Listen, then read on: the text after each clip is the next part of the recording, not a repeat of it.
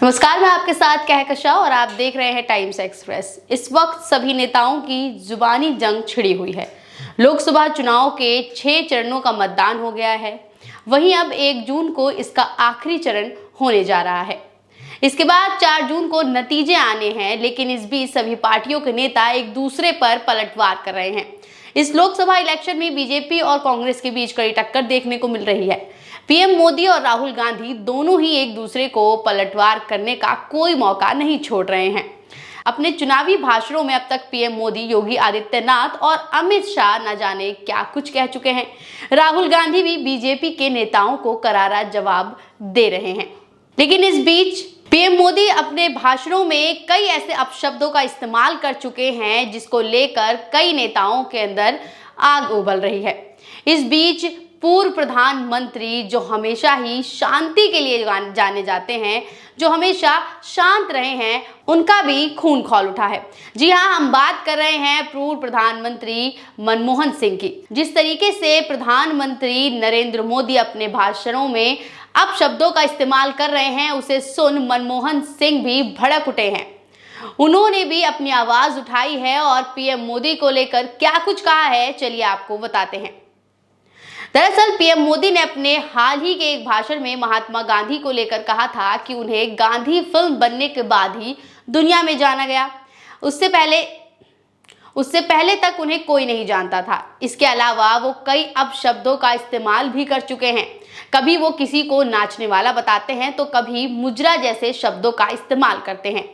राहुल गांधी के बाद अब पूर्व प्रधानमंत्री मनमोहन सिंह ने पीएम मोदी को लेकर पत्र लिखा है, जिसमें उन्होंने पीएम मोदी पर हमला बोला है।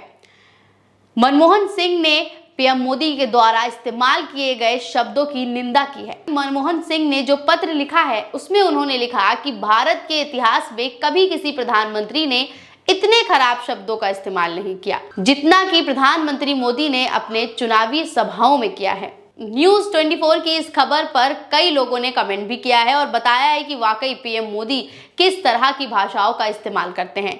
एक यूजर ने तो कमेंट कर मोदी जी की फिरकी भी ली है। उन्होंने लिखा है कि देश खराब करने से अच्छा है कि जुबान खराब कर लो।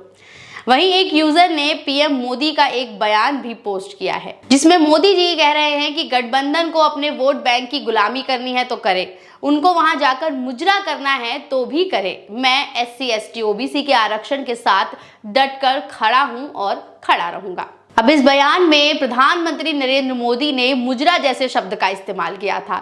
इससे पहले भी वो कई ऐसे शब्दों का इस्तेमाल कर चुके हैं जिससे विपक्षी पार्टियों के नेता भड़क उठे थे। इस बार मनमोहन सिंह भी भड़क उठे हैं।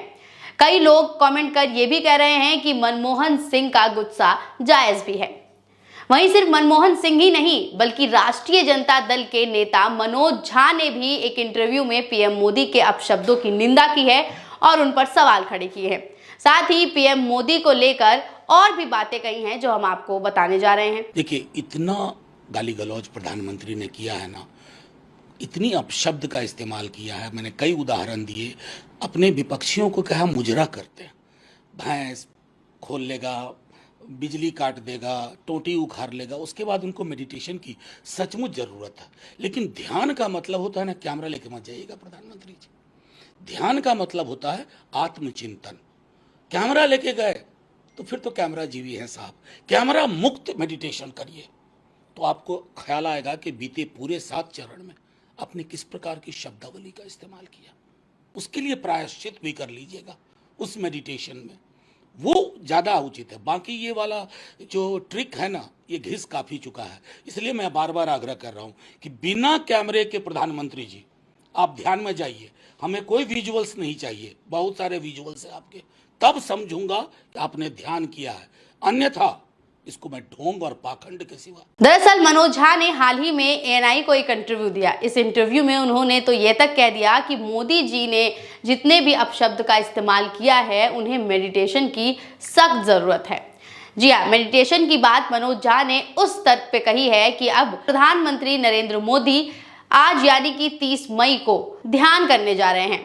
इसको लेकर मनोज झा ने कहा कि कभी वो कहते हैं कि भैंस खोल देंगे, कभी बिजली काट लेंगे, कभी जेल भिजवाने की धमकी देते हैं, इसलिए अब उन्हें मेडिटेशन तो करना ही पड़ेगा। इसके अलावा मनोज झा ने कहा कि मोदी जी बिना कैमरे के मेडिटेशन करके तो दिखाएं, हमें कोई विजुअल नहीं चाहिए, वो बिना कैमरे के ध्यान लगाएं। लेकिन मोदी जी का कोई भी काम दिखावे के बिना कहाँ होता है।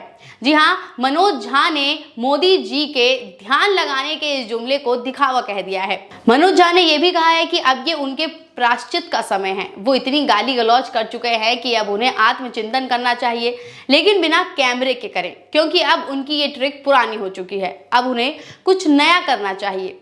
बता दें कि पीएम मोदी की हार तय मानी जा रही है। ऐसा हम नहीं बल्कि करीबी सूत्रों से मिली जानकारी के मुताबिक कह रहे हैं। केपी मलिक ने एक पोस्ट शेयर किया है। इस पोस्ट में उन्होंने इस बात का खुलासा तक किया है। उन्होंने लिखा है कि साहिब को गुप्तचर विभागों से रिपोर्ट मिल रही है कि इस बार भाजपा का 225 सीटों का आंकड़ा पार करना भी लगभग असंभव सा है। चुनाव में संघ ने साथ नहीं दिया। भाजपा के अन्य नेता भी बदले का इंतजार कर रहे थे। बाबा ने तो यूपी में ऐसा खेला किया जिसका परिणाम 4 जून को दिखेगा।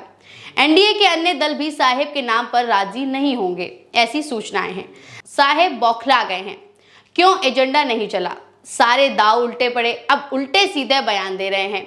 मां से मछली, मटन, मंगलसूत्र, मुसलमान आदि के बाद अब क्या महात्मा गांधी को कौन जानता था, ये भी बोल दिया।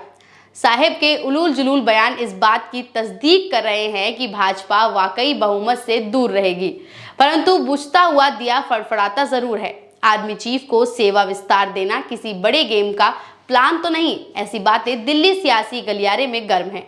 नौकरशाही भी प्रबल आशंका जता रही है कि जाते जाते कुछ उल्टा ना कर बैठे। अब इस पोस्ट के बाद तो लोगों को भी ये लगने लगा है कि शायद इस बार बीजेपी की सरकार गिरने वाली है। मोदी जी और बीजेपी की बौखलाहट भी यही बयां कर रही है। हार की चिंता में मोदी जी और उनकी पार्टी 4 जून तक क्या क्या करती है, ये देखना काफी दिलचस्प होगा। बने रहिए टाइम्स एक्सप्रेस के साथ। धन्यवाद।